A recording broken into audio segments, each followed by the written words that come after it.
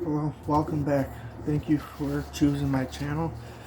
I'm carrying on to the last fifth part of the flyer I'm handing out. If you'd like a copy, comment below and I'll try to send it to you any which way I can. Alright, this one is going to be caps periods of incarceration. For a more serious technical violation, incarceration may still be imposed, but there are strict limits to the length of incarceration as follows. No incarceration for the first two sustained violations, except absconding, which is eligible for incarceration up to 7 days on the first offense, up to 7 days of incarceration for the third violation, up to 15 days for the fourth, and up to 30 days for any subsequent violation.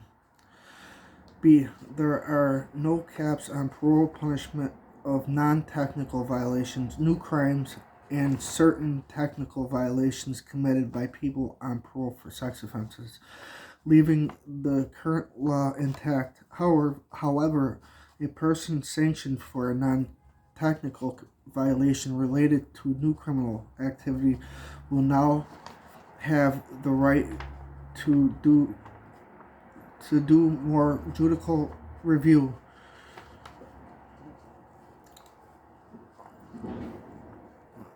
So this part makes a lot of sense too, because incarcerating people for long periods of time doesn't really help anyone.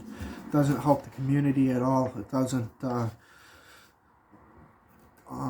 all it does is makes a person more bitter and less likely to do better when they get out. It strips them of their resources. They have to find new housing again.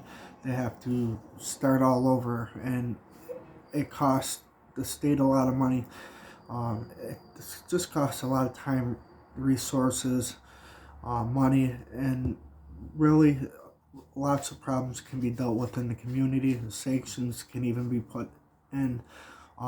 Stricter measures can be put in place for a person. But incarceration nowadays isn't even remotely necessary. I'll read that last part. A new criminal activity will now have the right to do novel judicial review, essentially an appeal of a sustained violation and the punishment imposed. So it's no more giving people 2-year violations for simple, small technical parole violations like they were. Old parole was like that. I've seen people in there for anywhere from 3 to 36 months on these simple, small parole technical violations. And it just sets everyone backwards. It's just not what we should be doing to people nowadays. Let's try to figure out where they're struggling and help them the best as possible. The world's got a lot of new things going on. Risk reduction programs that are really working. We ought to give it a try and make sure we're not going backwards.